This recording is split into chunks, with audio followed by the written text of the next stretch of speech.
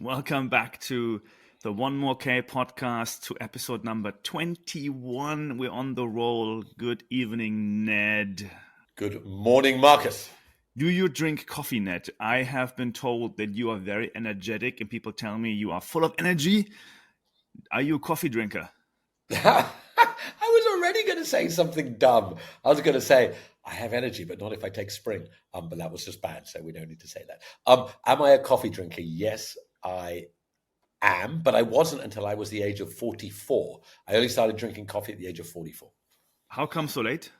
So I just didn't get into it, and I'm very susceptible to peer pressure. A lot of my friends didn't drink it, and then I was in Italy with my brother-in-law, my wife, and my wife-in-law. That's the wrong terminology.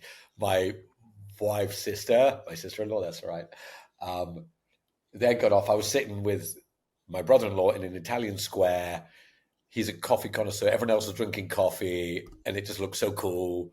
I'm like, okay, it's time. Let's do it. And of course, I thought it was disgusting at first because, let's face it, coffee actually doesn't taste like it. Anybody who tells you that's lovely coffee, they're just lying, right? Like, it tastes like crap. We all know that. But then I got into it, and now I drink 3 a day. 3 a day? You drink 3 a day? Mm. Oh my God. I wonder now how you like without a coffee, but you have so much energy all the time. It's amazing. Oh, the coffee makes no difference to my energy levels. Just for taste now. It's just for habit. Anyway, why do you ask about coffee? Because it's early in the morning where I am right now, and I have a coffee, and I just thought about, let's ask Ned about his coffee because. Well, so I'm going to be completely honest. I do have a beer. I've had a busy day, so I have a small beverage with me because it has been a busy day. But I don't drink I literally have one beer at the end of. I maybe drink 2 or 3 beers a week. I'm nothing against beer, but I'm too old. I'm 57. I don't go out raging anymore. But I love a beer after a run, after a long run. At the end of a day, I'll have one beer. But I do like coffee. So on the beer note, I'm right now in Portland, Oregon, which is the microbrewery capital of the US. And it turns out most of the running clubs are associated with all the breweries here. So they have this logo, run and then beer in that order, apparently. So I'm going to check out, of course, as a German, going to check out all these breweries and run around a bit and then have a beer afterwards. But yeah, it seems to be the biggest thing here. Running, beer and coffee, it's a pretty good day. Awesome. So I have a coffee, you have a beer. We are on the roll here, episode 21, supported by Lecker Nutrition. We'll come to some nutrition talk later. We have an exciting show, and Ned told me he is falling asleep, so I'm making sure that we keep this exciting, keep it rolling. First up, we are going back to Vietnam. We have, funny enough, we had 2 episodes ago, we had Gym talking about mute and Hau Ha. Last week we had Eugene talking about Tioman Ultra race. So we are putting both these together, and we have Hau Ha winning Tioman Ultra in Malaysia. What a race for her. 50 kilometers, she smashed it. Well, she didn't just win. She won one. She won it all. She beat all the men. She won full stop. She beat the ladies and beat the men. And I watched her finishing. Man, she's flying. She was flying. Put on the screen, you can see her Facebook post. She came first in 7 hours and 14 minutes. It was apparently beautiful. It was hard and sweaty. I'm sure. I think you're right. She really came strongly against the local men. She left them on an uphill. Apparently the locals were walking up, and she ran up the hill and then was gone from there onwards. No one else was able to see her. And, she beat some of the local guys, some good Singapore. Chris Timms, who is a pretty decent athlete out of here, who's been winning a lot of the local. Again, look, I don't want to be unkind to the Tioman race. It's not like she's beating, Emily Forsberg or any of the greats. It's not like it was a fully stacked field. But, hey, there were some real athletes there, and not taking anything away. And I don't know, how far did she win by, Marcus? How many minutes? I didn't see. Good question. I also don't know that right now. I would need to look it up. But don't worry. I watched her finishing in the video, and there was nobody around. Yeah. So it was comfortable for sure. And she comes in smiling, chatting, fantastic. to see her so relaxed at the end of the race. It's almost unfair to watch for me sometimes, but hey, that's life. Yeah. Oh, good. Amazing for her, amazing for the new team. Congratulations, Gim. Congratulations, Eugene. Of course, again, all these come together. It's amazing how the community works here in Asia. I love it. And it's so good to see those people traveling. Also, shout out to Loi Lung. She came second female as well. So she's also a lady from Vietnam. So fantastic effort there by Mute Sports. Shout out to Gim, what he's been putting together. So good for him. But yeah, again, I think I can't wait for Hau Ha going to CCC this year, and we're going to get her tested real. Yeah. Can you imagine that, is Sun Maya doing CCC or is she moving up to UTMB? I don't know. I think it's not out there yet. I have not seen any news on this front. What I gather, I do think she will go to, of course, one of the UTMB races because she spent a lot of time in like really steep terrain to train. But let's see which race she will go for. Because let's face it, if Hau Ha went, if Sun Maya went, and the lady from China that is the number 2 ranked, if they all race CCC, like the chance that not one of them on the podium, we could have 2 or 3 Asian ladies on the podium. Pretty cool. For sure. I think we should find this out more. We should get her and the Ryan, her coach, on the pod as well. Well, we have. I'll come back. So he said yes. He's currently doing some stuff. He was meant to be on in the next week, but probably in 2 weeks' time, it looks like we can get Ryan on. Oh, awesome. Okay, nice. Then we can really drill into Samaya and what they're up to there. Moving on to the backyard world, we had 2 backyards happening. Oh, sorry, one is still happening. We had the shorter one is in Vietnam. Again, we're highlighting Vietnam here for different reasons, several reasons, but Vietnam had a backyard ultra race. We had a good friend Jean, who's been also running it 26 loops. He didn't finish the 27th loop actually, and well, the winner was, I will show it on the screen as well now, had 31 yards finished, which, yeah, I mean, I think it's a decent effort. So of course, no offense to any winner here, but yeah, I feel like this is, in terms of global backyard stuff, where does it rank, Ned? Well, look, it's great to see, everyone knows how much I love it. It's great to see an event going on. Pretty interesting. If you look at that stat, the dude who won, I can't quite pronounce, Nguyen Van Chung. Yeah. Thank you very much. Marcus is much better than me. His last lap was 41:59. What? This dude is crushing. 41. Look at his times. Outrageous. Look at his 26th yard, 33. What's going on? Like, this is ridiculous. So clearly he was strong. He was always going to win. And, I imagine whoever was in second place, his last lap was up at the 52. So he could tell he just wasn't going to be winning. And, he was toast from that side. But how does 31 stack up? Minimum is 24 to be ranked. So if you go to the Backyard Ultra website, only the people who've run 24 and more are ranked.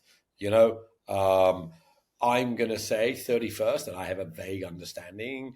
I'm going to guess it's about 2000th in the world, maybe 1500th in the world, which is not terrible, not great, and nothing against it. You can only beat the competition. The biggest backyards are in Europe and in America and in Japan. And so congrats to everybody there. Right now in the UK, we are now Tuesday night in Singapore, Tuesday morning in America, where you are, Marcus, and we are Tuesday afternoon in the UK. Started on Saturday. This is the challenge running Backyard Ultra in Suffolk. This is famously when a world record was broken a while ago to up at 90 loops.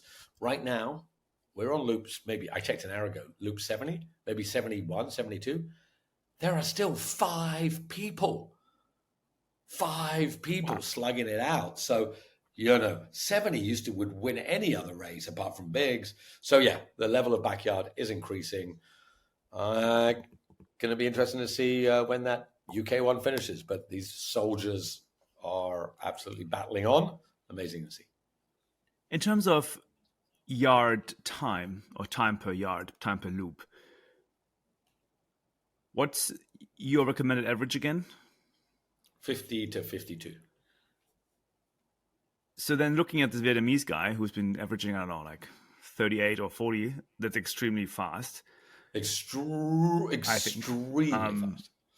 Now I'm just questioning if there's a cultural correlation between that.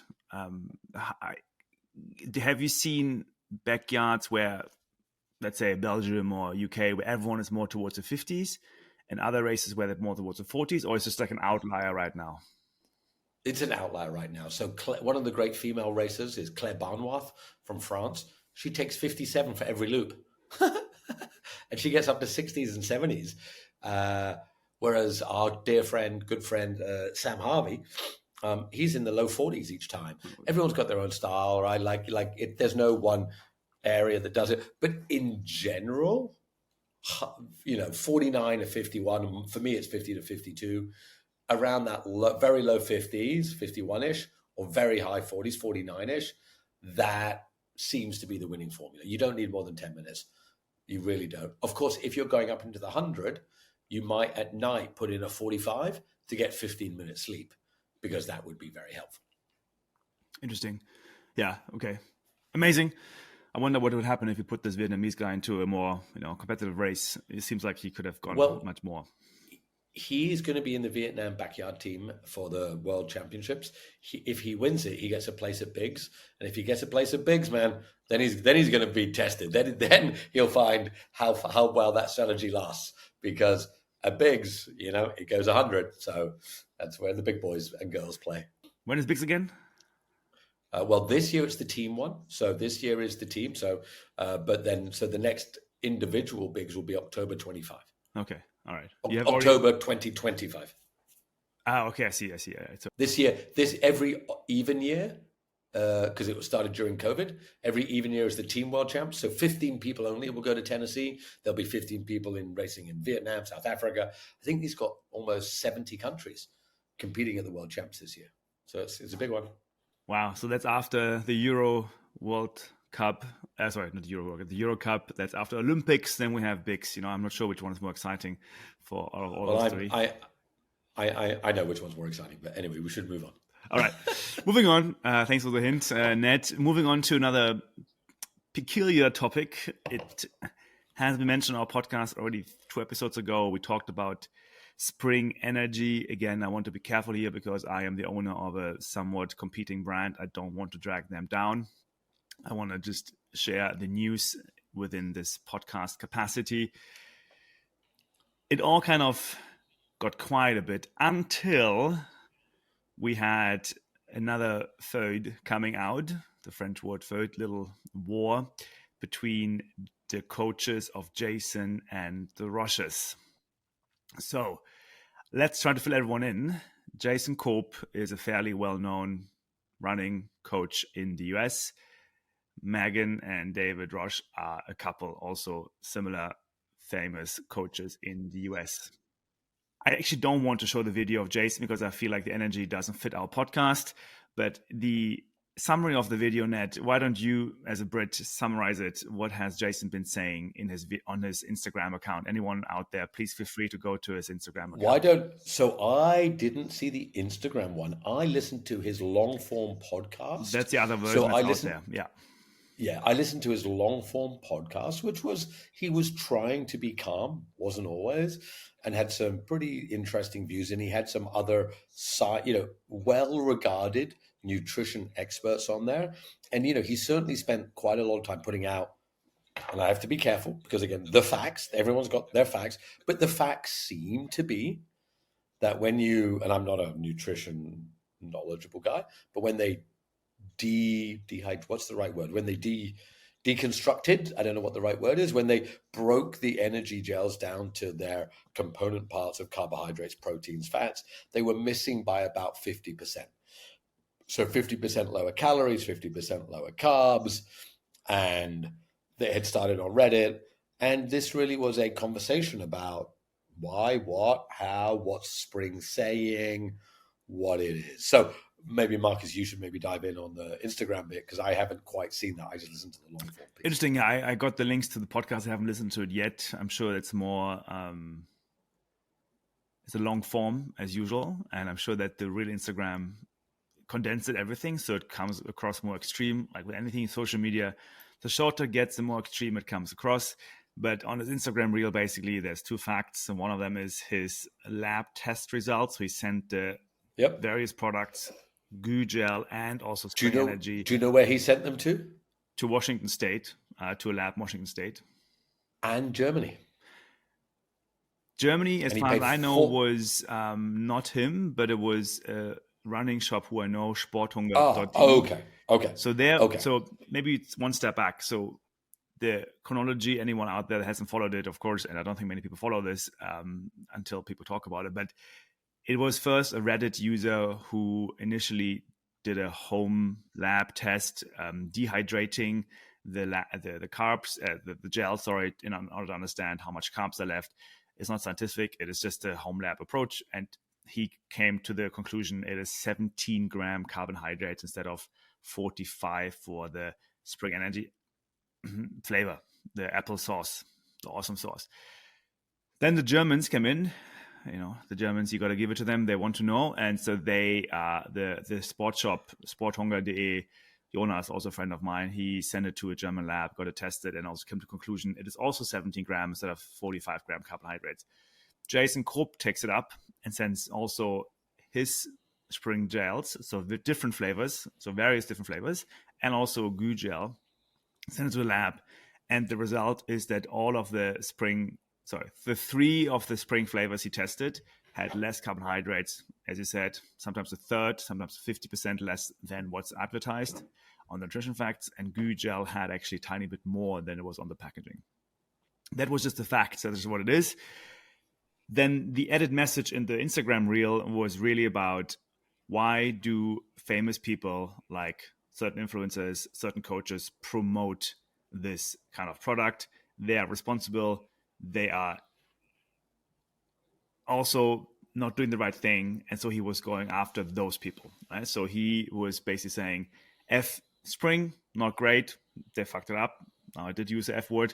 But also he was going after the Roches and Mr. Kennedy, Sage Kennedy, who is a very famous influencer of Spring.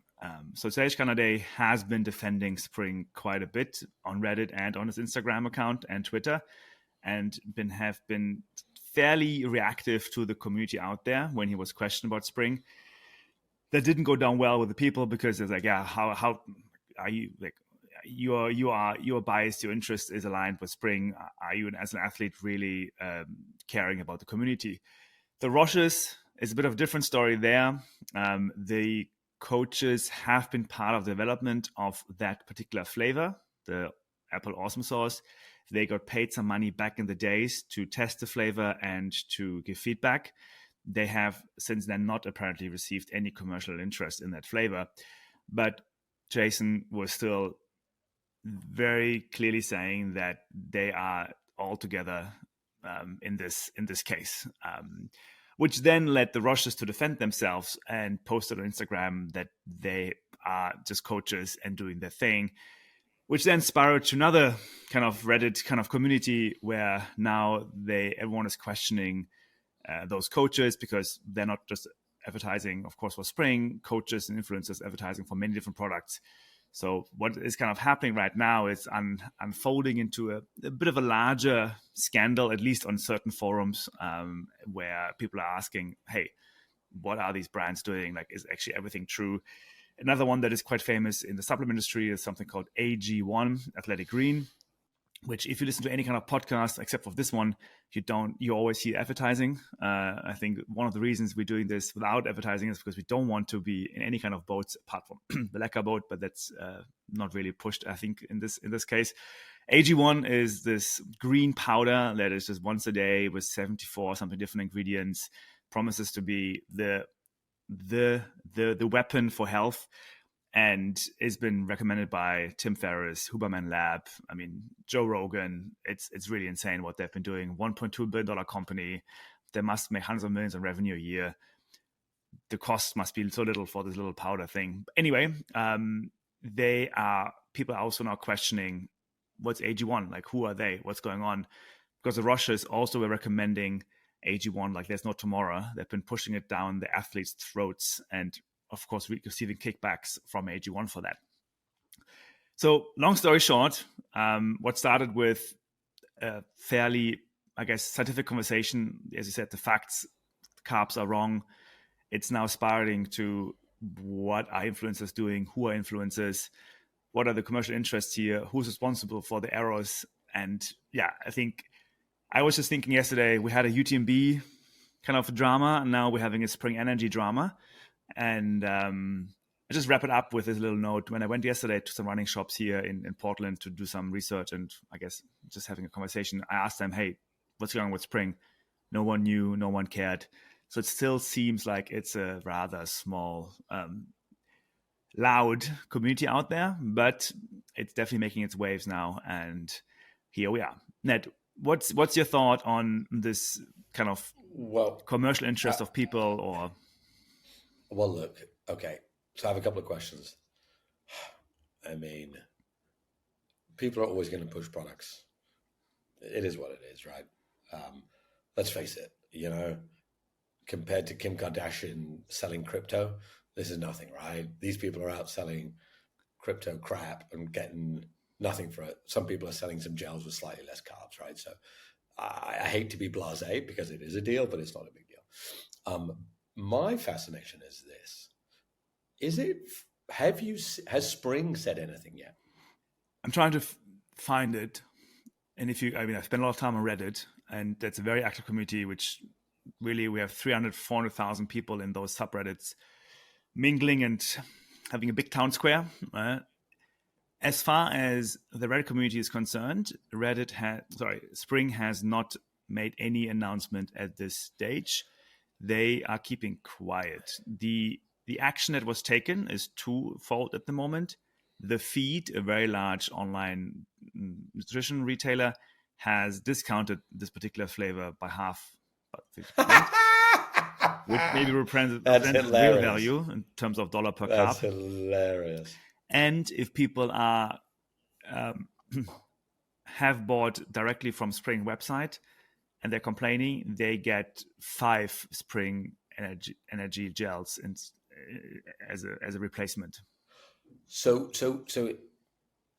as you know, Marcus, I'm in sales, marketing. I'm fascinated by brand. Like, to say nothing, and look, there's so much more to this I don't know. So if you're the CEO of Spring and listening to this, I'm sure life's a bit stressful right now, but dude or dudess, whoever you are, say something. To me, crisis management, when shit is hitting the fan, saying nothing, no, just to me, that's the bit I've been interested in. Like, everyone shouting, everybody go wild, right? You can all shout at each other. Yeah, I get it. But Spring needs to say. I agree, because I think people are angry, clearly, obviously, and the anger has to go somewhere. So at the moment, the anger is directed towards athletes and coaches, right? And I don't think that's necessarily too fair. That doesn't feel fair. Yeah. Like, I think the coaches and the athletes, they recommend what they know. They are not there requesting or doing their own tests necessarily. They're currently very expensive in US. So I think they accepted a sponsorship and they have information at hand at the time. So why would they be corrupt? Yeah. Jason Koop, in his long form, he said, look, he has tested many, many gels over the years. And he was the earliest with goo. And he said, we did a lot of work with goo. And he was talking to a guy who was on the show who was there with him from Carmichael Training Systems, which is hilarious, right? Carmichael Training Systems. Again, I don't give them crap on the show, but who did they train? We know who they trained, who likes them apples, right? Mr. Lance himself, right? So, if we're talking about, proper products, these guys, they were talking about themselves. They were very knowledgeable. They tested goo, but they also said, we never actually did a deconstruction. Well, I don't know what the right word is. They never actually tested what was in goo. So here's the interesting bit that I did listening to Jason Koop's thing. His anger was he had an athlete that he had trained who was trying to win a big race. He didn't name the race, didn't name the athlete. 6 months of training, everything was going well. They were on track. I think it was 100 miler, maybe 100K, 100 mile, don't know. And halfway through, they were starting to bonk. And they would come to aid stations and go, look, I've hit my nutrition. I've taken all my gels. They would take a Coke. They would feel good. They would get out. what he was angry about was this person did not win the race by a long way. And it turns out that they were taking half the carbs all the way through. And he was like, that's been a big thing on their career through no fault of their own. And to me, that makes a lot of sense, right? If you, again, look, when I go running, I eat gummy bears and ice creams and I shove whatever crap in my face I can. I don't worry too hard. I like my gels, but I'm not a pro. But if you're a pro and you've been targeting those 250 calories, you've been targeting those 70 grams of carbs, and your race messes up because these guys had half the carbs, we should all be pissed at Spring. Well, okay. So, question: what did Sage Canaday say? Oh, that's another kind of worms right now. He basically said he responded to the home test that was posted on Reddit. He's like, not scientific. We don't believe it. I don't believe it. Get on with it. It's kind of dismissing it a bit harshly, and that really what I'm saying that they went down not well with the community, saying, "Hey, yeah." Hey, no. I want to bring up another note, which is Spring really didn't do a good job of marketing. Communications and marketing. But really, what the issue is actually the US FDA, because the supplement industry is not regulated. So, if you do a product like this, whether it's protein powder, whether it's energy gel, energy bar, it's all within the supplement category, you are not required for certain type of disclosures and testing, which for me is mind-boggling. I know my regulations in Thailand, Indonesia, Vietnam, of course, very well. And every time you have to submit your lab tests clearly when you do the product. And they check very thoroughly. So, and sometimes even countries, they require you to do their own tests. So if you would launch in India, for example, which we are planning, you do another test in India, just that you comply with the local regulations. So the FDA and the US system is not well regulated for this kind of product category, which if you know this, I would start testing all of those things just privately, just to get the better idea if actually the numbers are true that are being said on the packaging. We just don't know. So that's a great point. Asia, which is kind of behind in the nutrition world in terms of volume, is doing a better job. Jason Koop, he got really fired up on his show at one point because he had 3 guests, don't remember all their names, and somebody said, so allegedly Spring has that. And Jason Koop said, dude, no, not allegedly. We sent these to a scientific lab. This is not allegedly, right? So if Sage is like, oh, this is not scientific. Now, what Jason Koop did say is, look, we don't know that if 6 months ago it was totally fine. This could just be a bad batch, right? Like Spring's been around 10 years. They could have been absolutely gold for 9 years and 11 months, and they have one bad batch and they get caught out. Or has it been shitty the whole time? Don't know. But, and again, I'm just repeating because I've learned if you repeat facts confidently enough, people believe you. That's been my strategy for life. Jason Koop was saying, just to be clear, it's been tested in German labs, Washington labs. It has 50% or less calories. That doesn't seem to be, from what I've heard, so the fact that Sage is like, oh, no, it's not scientific, that seems a little weird. It's good. I think it's good that it's happening. I mean, I'm sorry for the brand if there was a mistake and whatnot. I mean, we don't know right now, so I don't want to point fingers at anyone at the moment, really. I mean, they definitely missed some facts there. They missed some compliance. There wasn't good governance. But I think it's good for the overall supplement industry. If you go to any supermarket here in the US, you have 3-4 aisles now full of supplements. And it just feels wrong. It just feels so wrong that people are putting this into their body, all these pills and whatnot. I'm like, this has to stop. And all these influencers out there who are getting kickbacks for this, I don't know, man. I'm all up for healthy living and healthy lifestyles for sure. But if you're bombarded with ads and content and offline, online stuff, you need to start thinking as a hell, what's going on here? It seems a bit too easy.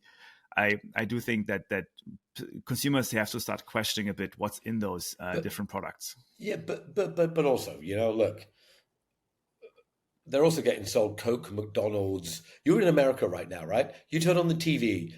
I adore America. I adore America. My kids live there. I adore it. You turn on the TV, the amount of shit you're getting sold. Don't even get me started. Modern medicine, you're getting sold all kinds of diabetes medicine. You're getting sold all kinds of Ozempic and diabetes medicine and pain-killing medicine. On the TV, you're getting sold modern medicine, which is the craziest, crappiest of all. Again, look, I'm not a doctor. This is not medical advice. Or you're getting served ads for Burger King or Coke or all that BS. So while I hear you, we need to be careful in the nutrition industry. We're not selling the absolute total shit that normally gets sold on American TV. That is fair point. Very true. The consumers here just like consuming. It's whatever it is. So it's we're talking very niche. We're talking very small problem to have. Yeah. The bigger issues here in this country right now than having wrong facts on nutrition. That's for sure. Yeah, exactly. Like if somebody in America's problem is they're getting slightly less carbs when they're trail running, they're winning. They're literally in America, they're winning. That's true. Like if you're really so concerned about those carbs, you are usually healthy. You usually have a good lifestyle. I mean, we can also talk about last week's Trump trial and that if you want to really shift gears now, but I think that's not part of the show. So I was in New York and I walked past where the courthouse. There was like 50 of those big black cars, the big Secret Service BS cars. And I don't look again. Let's not get political. But when he came out and the next day and gave his speech, I watched it because it's like a car crash. I mean, you want to distort facts? Anyway, let's not get into it. But there was some. If let's put it this way: if Trump launched an energy gel, I may not believe the number of carbs on the packet that he launched. He's a very interesting salesperson. That's all I to say out there. So, I was wondering though, when was the last time you bought a brand because of influencer / founder / some kind of, I guess, online, offline influence you received from the brand? You mean in trail running or just in general? Let's keep it within the running space so we know the brands. Maybe I don't know what else you buy, so I might not know it. Well, I haven't brought Lecker, but I have been influenced by the influencer at Lecker to consume Lecker. So I will say that. But I am not a materialistic person. I don't buy shit. I really don't. I just I'm pretty simple. I brought a Chorus watch because somebody told me it was amazing. I brought Rabbit running shirts because I like them a lot. I brought T8 shorts because they're amazing. I brought ASICS shoes because they were, for example, and again, I don't want to be unkind to Killian because he's the GOAT. You have to assume that new normal would have zero chance of success if it wasn't for Killian. So I haven't brought any. So when was the last time? Hey, I'm easily influenced. Like I'm a fanboy. Look, if Lads started any product, I would buy. Full stop. That's the deal. So I'm easily swayed, but I don't buy much stuff because I don't like stuff. So yeah, I haven't been. And you, Marcus, are you easily swayed?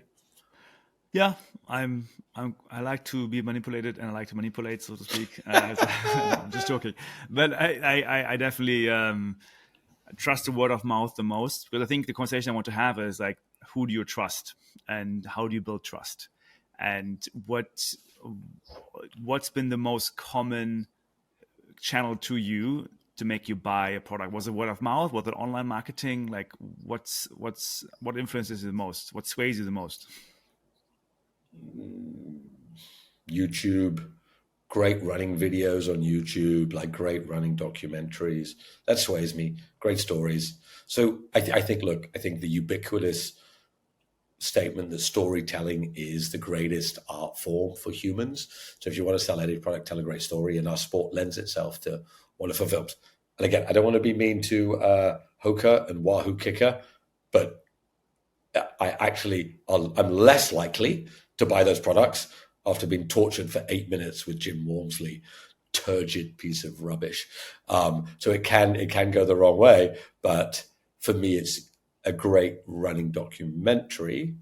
So actually, to be fair, I just brought an Ultimate Direction fast pack. I want to run the length of Britain one day. I'm going to be in the UK soon. I'm going to go and run 200 miles. And I brought it because of Anton Krupicka, who is just a legend, and he helped to build it. And I watched a short video of Anton basically saying, you want to find your soul and get lost in the woods? You put on this pack. And I was like, done, buying it. So to be fair, I brought that. The Jesus of running has worked on you. He has. Anton Gruhwitscher, great guy. Look, if you want to talk about authentic, like if what he's doing is a show, if that's not really him, I would be stunned. That's him. He's a dude. Did you just slide in the announcement that you're going to run 200 miles? Not really. I'm going to go into the UK in the summer, and I've just got into my head. So my dad lives on one side of Scotland, and my cousin lives on the other. I want to go and visit him. It's not quite 200 miles, and I'm going to go and run to his house. Yes. And why take the car or like cycle? I mean, what's the point? Yeah. So I brought my fast pack for that. So I'm going to go Wonderful. 2 days. I'm going to do it's about 180 miles. So I'm going to do 90 miles one day, sleep in the bushes, and then run another 90 miles. Wow. I wonder what people will think if you just run through the backyards there and then there's like this random dude passing by. Anyway, that's amazing. Again, I think from my point of view is people are saying it yet, but not sure. Let's see how it comes out. But this house of cards, or this people call it pyramid scheme of influencer marketing, is going to change. I think there will always be people who sway other people. That's human nature. That will not change. Just the way it's done. I think that we're coming to an end of this beautiful Instagram stuff. And as you said correctly, I think we're coming more to different type of storytelling, more on YouTube videos, more long form, more podcasts. I think that's where the new influence will be created, even more so than just a nice picture. Completely separately, I know you're no longer an investor. I met this dude the other day. I'll tell you offline, Marcus, but he built a product that can tell you how authentic an influencer is. Ooh. Maybe I'm going to be back an investor now. He built an algo to look at the comments, the likes, the interactions, the way it's said, the tone of voice, and he can tell you literally, is this authentic? Now, let's not go down that road just now, but I think that's exactly the road we should go down to. I think we are discussing sport and a lot of brands and industry and money, and I do think there will be tools available, probably powered by AI, where you gather all the information. Again, I can only highlight how much I've been enjoying Reddit the last few weeks, because it gives me insights into a product, I don't even go after Mountain now, which is another huge thing. Anyone that is loud in marketing gets these days its own subreddit, and people are going all about it. And I find it fascinating to see the community. Instagram is more like the happy, loving, caring people. And Reddit is more the questioning, conspiracy type theory people. But if you combine these two worlds, you probably find some kind of truth in the middle. And I do think that's anyone out there, and people ask me, hey, what do you think of the shoe? What do you think of the nutrition? I say, go to Reddit, because that's usually where you find information like training plans, nutrition plans, any feedback on any kind of coach. It's fascinating to go into Reddit. I think that's the best source of information right now for me. And I think it also keeps, you put together a lot of brands that, which were started by different people from, all the shoes. You're right. We're getting much better at sniffing out what is bad influencer marketing, which is, hey, I'm going to pay you $100,000 to say you like this crypto token. Guys, I hate crypto, but really, you don't care about the crypto token. Come on. Like, I watch UFC, and I'm not a fighter, and it's surprising, but it said, brought to you by VeChain, the official blockchain of the UFC. Really? The official blockchain of the UFC? Really? Come on, people. I actually quite like UFC. I know it's brutal. It's just me. We don't need the official blockchain of the UFC. Full stop. It's just a disclaimer. Net is very anti-blockchain, anti-crypto. So I think you also have to say that, though. Okay, let's put it this way. If UTMB was sponsored by VeChain, the official blockchain of the UTMB, do you think people are swallowing that? It raises questions, first and foremost. Yeah. If it was sponsored by New Normal, yeah, sure, got it. Coros, yeah, sure, got it. Patagonia, yeah, sure, but got it. Hey, let's take a step back. Maybe there's something we don't know. Maybe UFC is a lot of crypto dudes sitting at home trading and they're watching UFC. Maybe there is a customer segment out True. there that we don't know, right? And so UFC maybe True. has more data than we have. I Of think course trail they do. runners, to be honest with you, are not right now doing a lot in crypto. It's a very different part of society. But UFC, I can see that it might be a decent amount of people who are into blockchain, into crypto, and they enjoy watching UFC. So The official blockchain. This is what we all need every day. I barely get through a day without some blockchain. It's surprising. yeah, you are still in fintech, you like it or not. Yeah. Not anymore, my friend. Moving over to the brand side, I thought it's a good exercise to kind of look into brands because I think we've been covering brands recently, and I think we could kind of cover more brands. We have more brands coming onto the show. We already mentioned quite a few. Again, disclaimer: we are not sponsored by anyone. This is not financial advice. This is not any of this. This is really just our opinion. But I thought let's look into the brands who have a funny, interesting kind of founding story. And because I feel like everyone is bombarded with, again, content these days. So the origins are lost from time to time, or sometimes they're very well known, depending on the brand story as well. I thought let's go with a brand, and there's a bit of a quiz for you, Ned. I did it this way around, so please don't look up the notes I sent you beforehand. Which nutrition company was founded by a US Army veteran? Cliff Bar. Wrong. Goop. Cliff Bar is a different story. Cliff Bar was founded by a cyclist group in the Oakland Bay Area. Cliff Bar was founded by a son of a baker. So Brian something. Correct, Brian Cliff. His father was called Cliff, so he decided to use the baking, I guess, knowledge in the family to take oats and sugar and so on and bake it together into this energy bar in the late 80s, early 90s, and took it out to his cycling rides. And if you're in Oakland, you see a lot of cyclists still today. So that was Cliff Bar. No, it was not Cliff. It was Huma Energy Gel. So Huma Energy Gel was founded by two, depending on who you ask me, one US veteran who were stationed in Iraq, as far as I remember, in 2011. And he needed energy during his I don't know how there's probably a term going out on the patrol, I think. And he mixed together fruit and chia seeds, and he decided that's going to be fair enough. Energy gel. Here we go.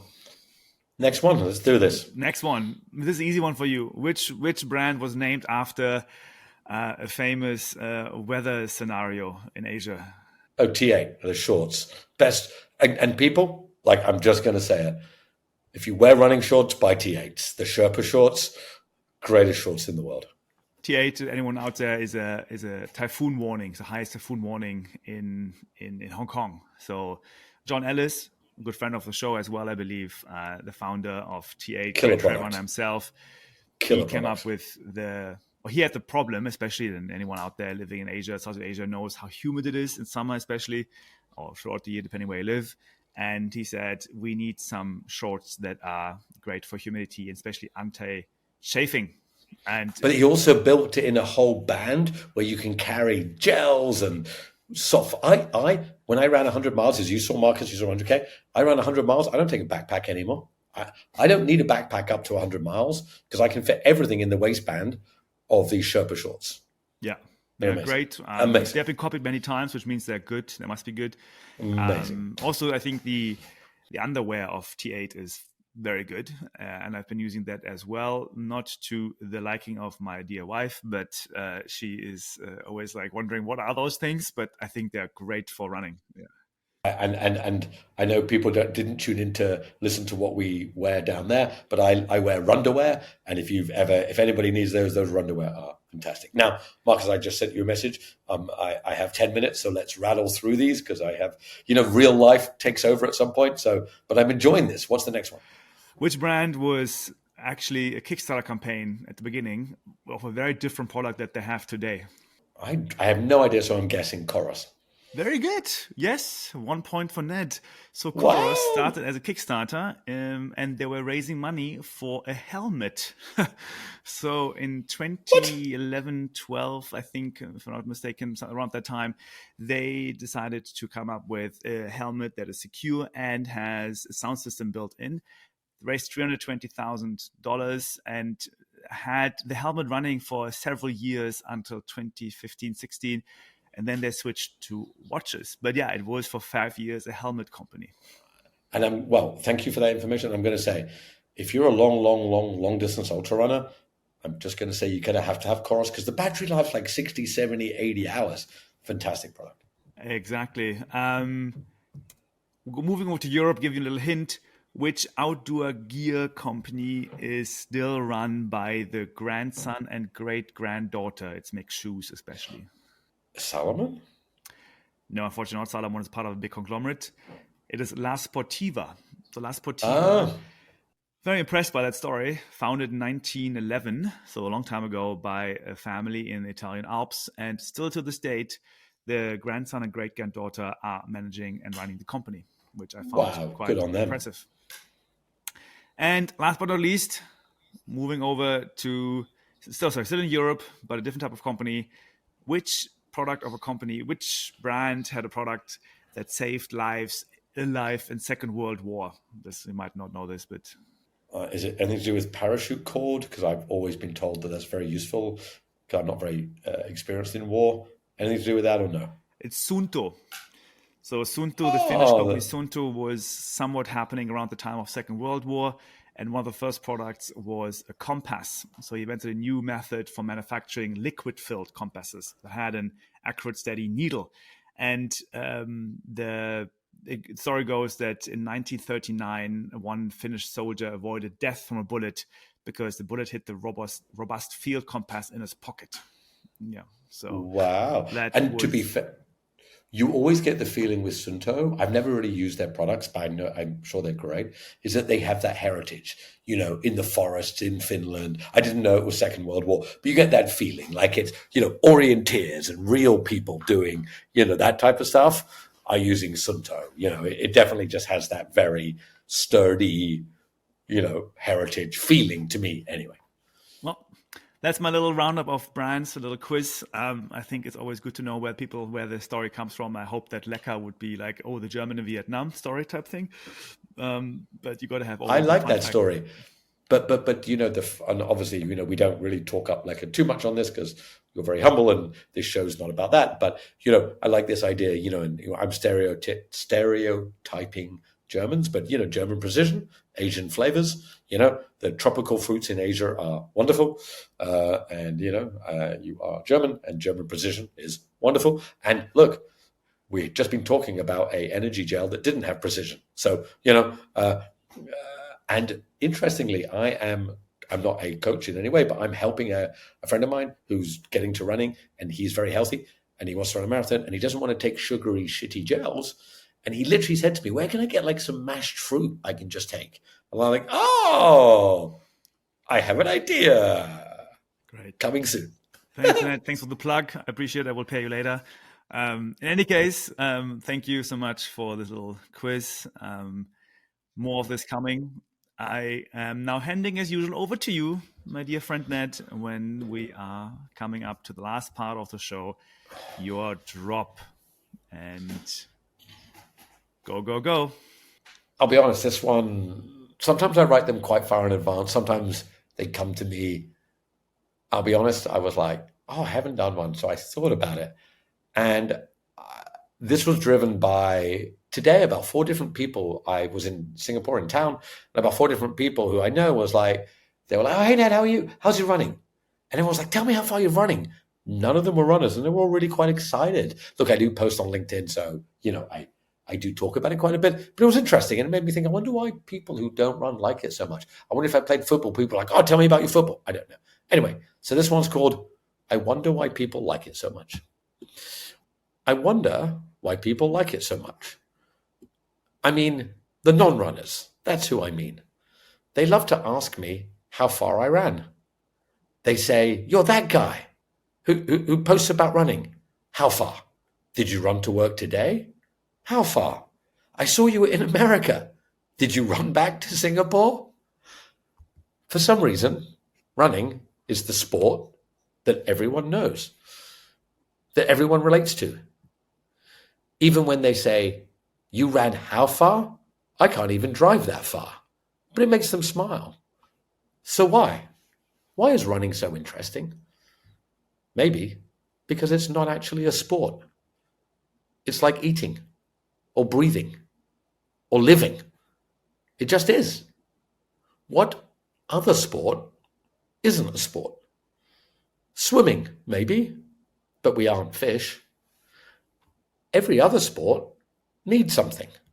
Football, cycling, fishing. What?